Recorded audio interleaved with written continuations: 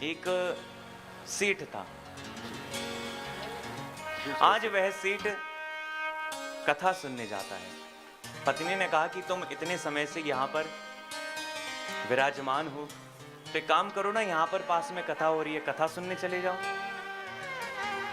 अब व्यक्ति ने सोचा कि चलो, जब पत्नी इतना कह रही है कि कथा सुनो कथा सुनो कथा सुनो, तो चलो कथा ही सुनने चलते हैं। लेकिन बड़ा ही धनाढ्य व्यक्ति, अहंकार बहुत ज्यादा, कथा सुनने गया ये।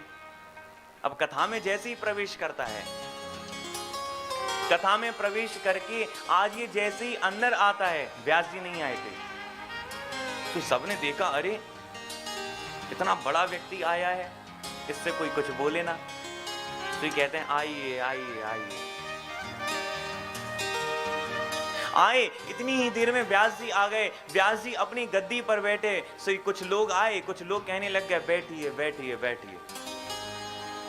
अब कथा जैसे ही व्यास जी ने मंगलाचरण शुरू करी, तो इसने जो संगीत की धुन सुनी, सो उधर ही उसको लग गई नींद।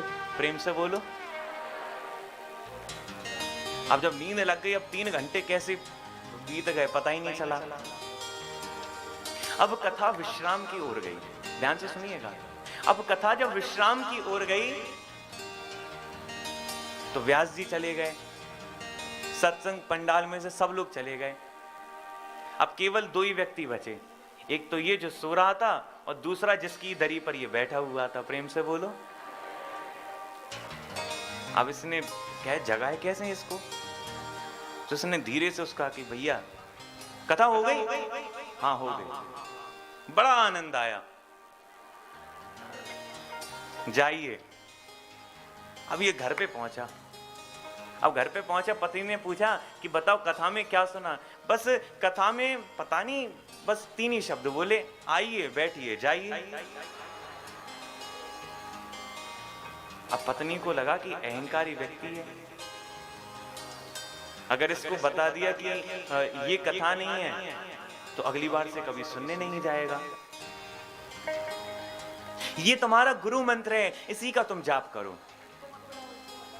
अब रात्रि में जैसे ही बैठा, सो इसको नींद ना आए, क्यों? कथा में सो के आया है। प्रेम से बोलो। अब रात्रि में बैठे बैठे बार बार जग सोए उठ जाए, सोए उठ जाए। पत्नी को बताया, पत्नी ने कहा कि गुरु मंत्र जाप करो। अब एक जपने लग गए, आइए बैठिए जाइए, आइए बैठिए जाइए। अब इतने में ही चोर आ गया। अब जैसे ही चोर अंदर आया, सो ये कहने लग गया आइए। अब चोर घबराया कि लगता है पहचान लिया। अब चोर जैसे ही बाहर भागने लग गया, सो ये कहने लग गया बैठिए। अब चोर सोचे अब तो पहचान लिया, पकड़े गए। अब चोर जैसे ही भागने की कोशिश करता है, सो ही चिल्लाने लग गया जाइए। अब चोर समझे कि अब तो पहचान लिया है, अब भागने का कोई फायदा नहीं, अब चलो इनकी शरणागत हो जाते हैं। अब ये चोर आया और इनके पैर पकड़ लिया। पैर पकड़ के जितना भी सोना चांदी जवाहरात, जितना भी धन रुपया, जितना भी उसने चुराया था, सब इनके चरणों में रख दिया। अब इनके चरण जैसी पकड़े, अब इन्होंने जैसी लाइट जलाई, अब ये घबराया, मंत्र बड़ी जल्दी सिद्ध हो गया। अरे भाई तुम कौन हो? अरे अब हम क्या बताएं, आप तो सब ही जानते हैं। अब ये घबराए। इसने संपूर्ण वृतांत अपनी पत्नी को बताया। तो आज जब पत्नी ने इसका पूरा वृतांत सुना, तो उस पत्नी ने कहा कि तुम उस सत्य की कथा में गए थे, सच्ची कथा में गए थे, और उसमें जाके 3 झूठे शब्द लाए, तो आज ये चोर तुम्हारे आगे समर्पित हो गया। तो सोचो कि उस सच्ची कथा में से सत्य के शब्द ले आते, तो मेरे प्यारे इस संसार ही तुम्हारे आगे समर्पित हो जाता।